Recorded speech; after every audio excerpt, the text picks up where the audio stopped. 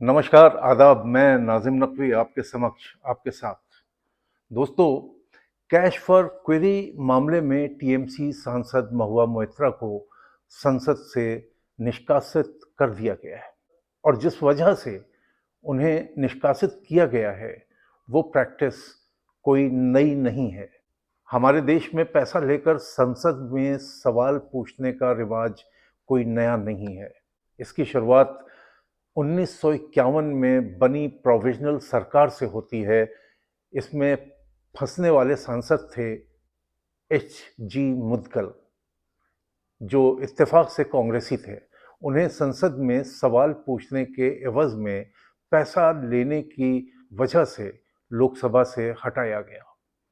उस समय प्रधानमंत्री जवाहरलाल नेहरू ने, जिन्होंने मुदगल के खिलाफ एक्शन को जायज़ ठहराया था, उनका कहना था कि अगर ऐसे मामलों में संसद कड़ाई नहीं करेगी तो जनता के बीच एक गलत संदेश जाएगा।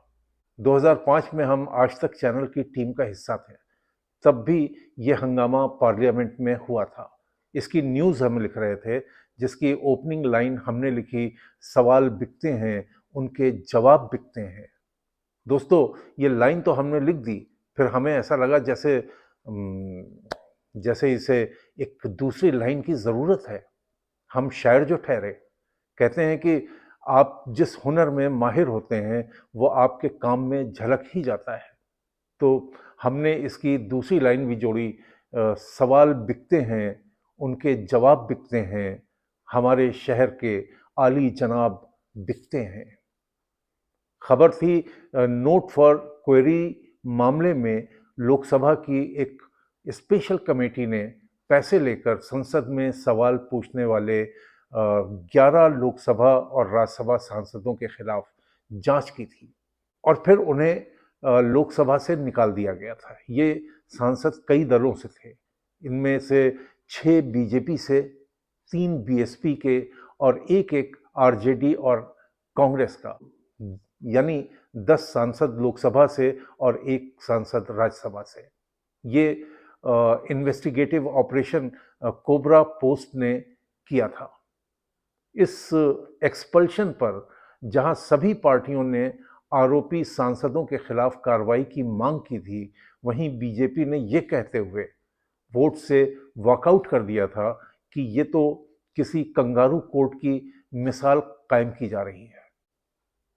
भाजपा की ओर से वरिष्ठ नेता लालकृष्ण आडवाणी, जो उस समय लीडर ऑफ अपोजिशन थे, उन्होंने ये मानने के बावजूद कि सांसदों ने जो किया वो भ्रष्टाचार था, उसमें ये भी जोड़ दिया कि ये करप्शन से भी अधिक उनकी मूर्खता थी और इस बिना पर एक्सपल्शन को बहुत कठोर सजा बताते हुए इसका विरोध किया था।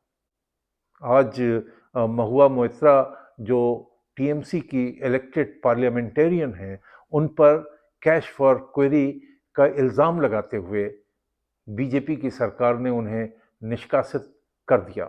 इसमें महुआ मोइत्रा को सदन में बोलने का मौका भी नहीं दिया गया, जो बेहद अफसोस की बात है।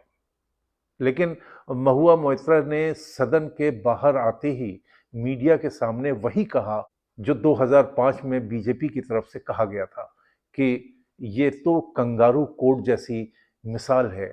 लेकिन ऐसा नहीं है कि ये मामला नया है और न ही इसे रोका जा सकता है, क्योंकि सांसदों के कॉरपोरेट जगत से संबंध रहते ही हैं। और ऐसा नहीं है कि ये सिर्फ अपने देश में ही होता है, दुनिया भर में जहां संसद है ये रिश्ता किसी न किसी पैमाने पर होता ही है।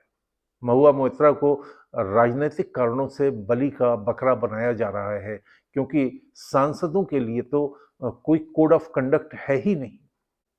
तो लौटते हैं 2005 में, जब हमने ये खबर लिखी थी, जिसकी शुरुआत में हमने जो लाइनें लिखी थी वो अपने आप में शेर बन गई। उसी रात हमने कई और शेर इस पर लिख डाले। वो शेर सुनिए। सवाल बिकते हैं, उनके जवाब बिकते हैं, हमारे मुल्क के आली जनाब बिकते हैं। न बिक सकेंगे तो दुनिया में अपनी कीमत क्या, यही तो सोच के हम बेहिसाब बिकते हैं। हम अपने अहद की, अपने युग की बीनाइयाँ सजाएं कहाँ? हम अपने अहद की बीनाइयाँ सजाएं कहाँ कि आंखें बिकती हैं, आंखों के ख्वाब बिकते हैं। अगर हो जेब में पैसा तो ये हकीकत है, खरीदे जाते हैं तोहफे, खिताब बिकते हैं।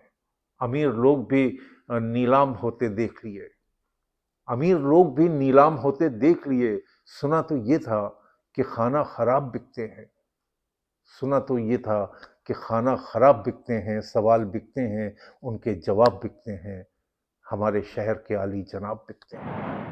आपको ये वीडियो कैसा लगा बताइएगा, और अगर हमारे चैनल को अब तक सब्सक्राइब नहीं किया है तो कर लीजिए। जल्दी ही मिलेंगे एक नए टॉपिक के साथ, तब तक के लिए आदाब, नमस्कार।